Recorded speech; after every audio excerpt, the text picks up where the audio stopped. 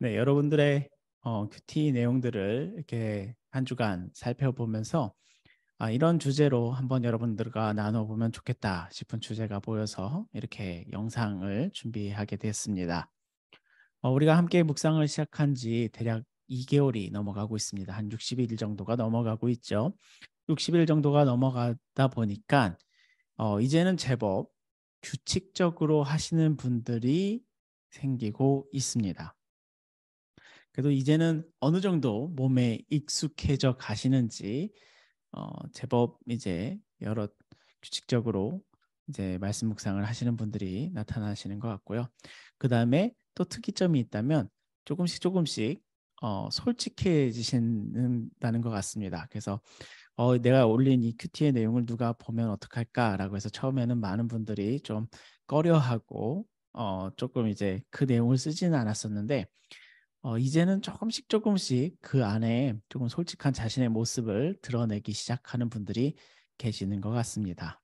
그렇게 하나씩 성장해 가고 있는 여러분들의 큐티의 모습을 함께 보고 있으니 너무나도 기쁘고 참 보람을 느끼는 사역이 되어 가고 있습니다.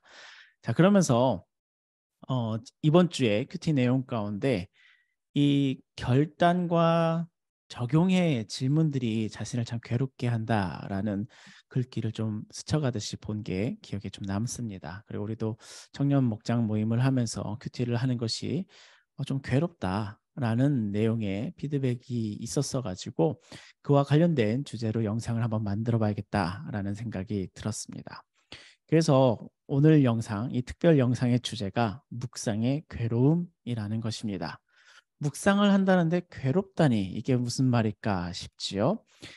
제가 이렇게 괴로움이라는 용어를 쓴 거는 성경을 이해하는 것이 어렵다라는 어려움의 차원의 이야기가 아닙니다. 그리고 내가 묵상하는 것을 습관화하는 것이 실패해서 어렵다, 성경 읽는 것이 어렵다라고 하는 그 어렵다의 영역이 아니라 오히려 묵상을 너무 잘하다 보니까 오히려 묵상의 정도를 걷다 보니까 이것이 괴롭게 느껴진다라는 마음을 좀 느끼시는 분들이 생기는 것 같아요. 이 마음이 정말 지극히 정상적이고 건강한 묵상이라는 것을 알려주고 있는 증거입니다. 묵상을 하면 사실은 괴롭습니다. 왜 괴로울까요?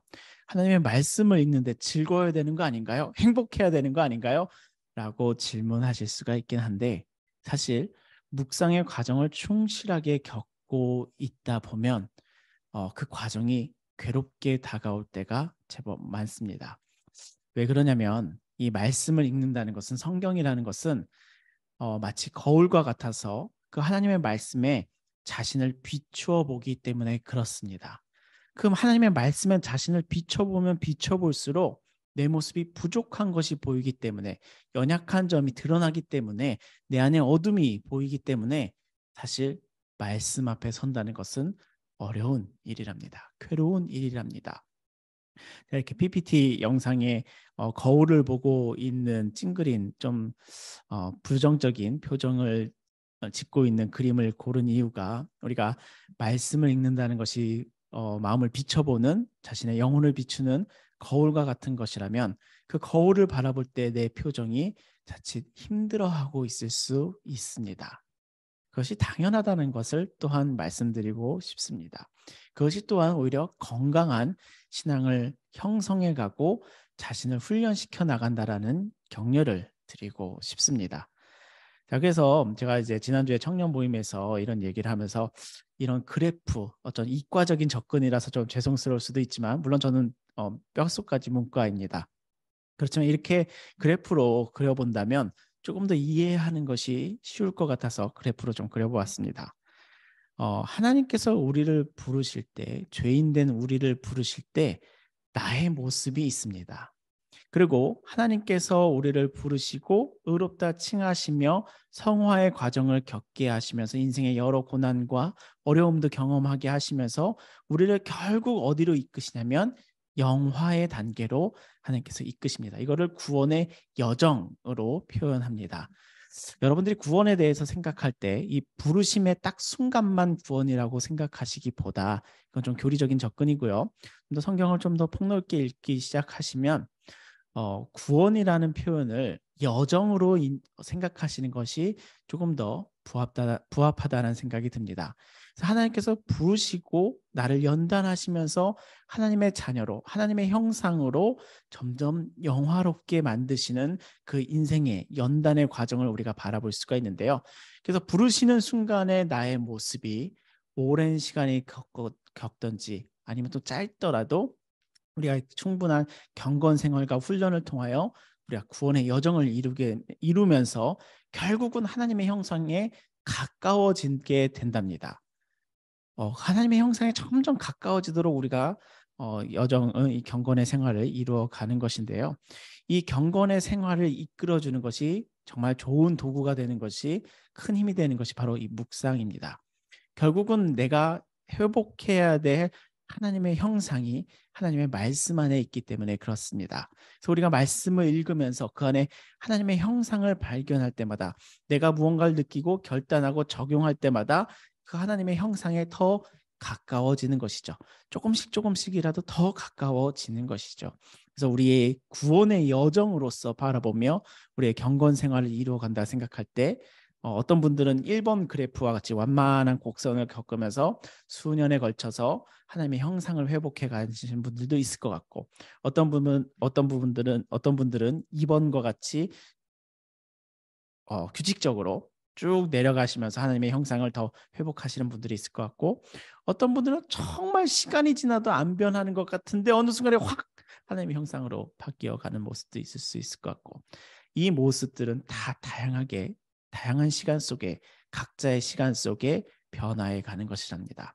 결국 우리가 말씀 묵상을 통해 바라보면서 거울이라는 말씀을 통해 나를 바라보면서 처음에는 괴롭고 어렵게 느껴질 수가 있지만 그 말씀에 도전받고 하나님의 형상으로 나아가는 그 과정이 또한 나에게 살 길이 되고 생명의 길이 되니 이것이 달다라고 고백했던 것이 우리 성경의 사람들의 고백이랍니다. 굉장히 아이러니한 고백일 수 있죠.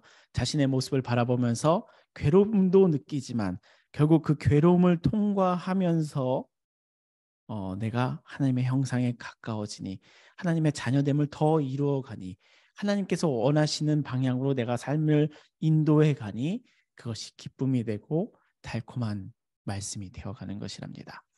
그래서 우리가 묵상을 하며 괴로움을 느끼시는 분들, 내 자신의 모습을 바라보는 것이 벅차다라고 여겨주시는 분들, 그런 분들 정말 묵상을 열심히 잘하고 계신 거니까요. 그 과정을 계속해서 겪어가면서 하나님의 형상을 이루어 가실, 회복해 가실 여러분들을 축복하고 정말 기도합니다. 그런 마음들을 계속해서 바라보시면서 또한 말씀 묵상을 규칙적으로 또 이루어 가시기를 예수님의 이름으로 축원합니다. 자, 그래서 우리가 거울을 볼 때마다 우리가 묵상을 처음 시작할 때는 내 안에 부족한 모습이 보였을지라도 수년이 쌓여가고 수십 년이 쌓여갔을 때 결국 말씀이라는 거울에 내 모습을 비춰보며 그 안에 하나님의 왕된 자녀의 모습이 점점 회복되어져 갈 것임을 저는 믿습니다. 그 과정을 이렇게 묵상으로 함께 하고 있어서 참으로 기쁩니다. 이게 변해가는 과정이 하나님의 형상을 회복해 가는 모습을 서로 목장 안에서 바라보며 서로 축복하고 은혜를 나눌 수 있는 또한 목장이 되기를 바라고 있답니다. 자, 그래서 말씀이라는 거울을 여러분들한테 보여드리고 있습니다. 이 묵상의 과정을 통해서 여러분들 모두 자신의 모습을 아름답게 가꾸어 나아가시기를 예수님의 이름으로 축원합니다. 감사합니다.